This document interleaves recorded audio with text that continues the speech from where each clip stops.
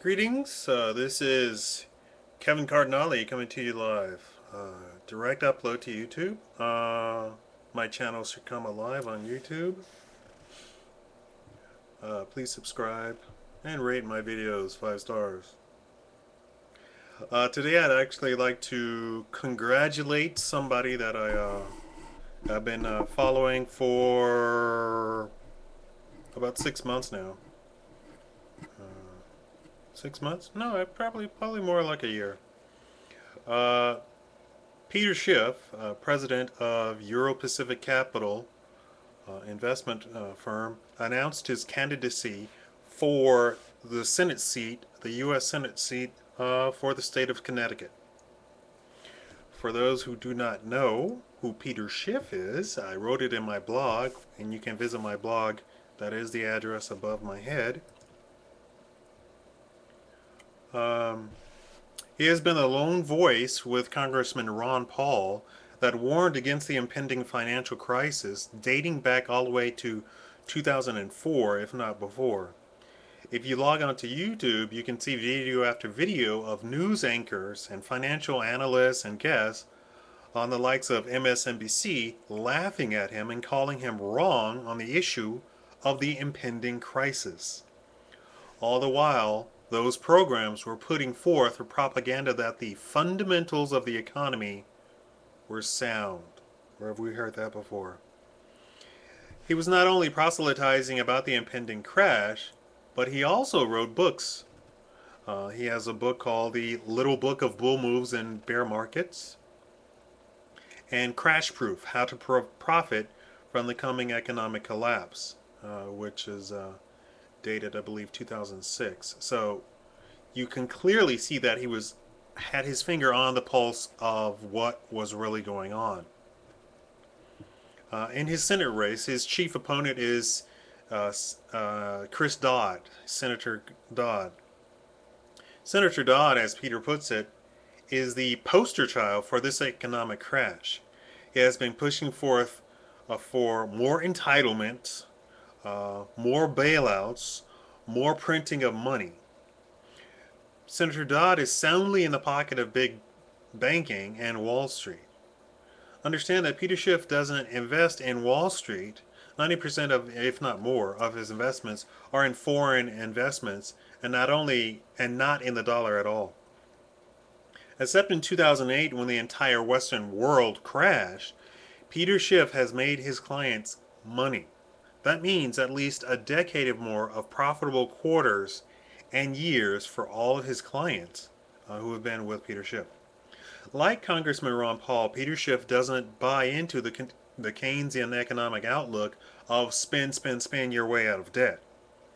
He is soundly in the Austrian School of Economics, where we take the bitter pill, save our money, allow the private sector to flourish or fail on its own, and let government simply oversee that people's rights are not stepped on by private entities or big entities or private corporations or big corporations.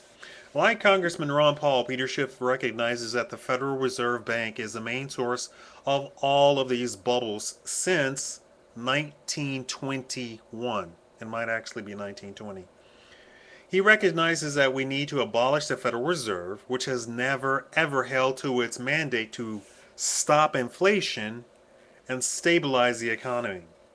He recognizes that the Federal Reserve only interests of its private banking consortium and loans money to its sister banks when they get into trouble. He recognizes that due to the Federal Reserve, the U.S. government is $10 trillion in debt to the Federal Reserve and that it cannot hope to pay it off. In fact, all income taxes and corporate taxes collected today only goes to pay off the interest on the debt owed the Federal Reserve. That means none of the Social Security, welfare, Medicare, Medicaid programs have any funding for them. The government has to turn around and borrow more money from the Federal Reserve to pay for these programs and our wars. Under Bush, the U.S. government was borrowing $1 billion a day to fund the war and other social programs. Under Bush, the national debt doubled to 10 trillion in only 8 years. Peter Schiff has already raised over $1 million in campaign money from private donations. This means he's a very viable competitor to Senator Dodd. He is running under the Republican Party. He hopes to be a beacon to the Republicans of things to come and assist the Libertarian Party in finally coming to power. Let me just say this. Let me put forth to you the expectations of what you would need to do to assist him. I believe the maximum amount that you can donate to a campaign is $3,600. So if you can, and you live in Connecticut, basically, please donate that amount, the maximum amount. Corporations can also donate. Business can also donate. So if you're a person who owns a corporation or a person who owns a business, you can donate, I guess, twice, on behalf of the business and personally out of your own pocket. This is the message that he needs to get across. He's already come under attack by the Democratic Party, stating that he is not experienced in government, so he is not a viable candidate for the Senate. Here's a guy who is an expert in economy. He is an economist. I believe he actually advised Congressman Ron Paul on just economic issues. Of course, Ron Paul doesn't need advisement, but I do think that he served as that capacity just as an advisor. So, in that capacity, he is in fact more experienced than the senators up there.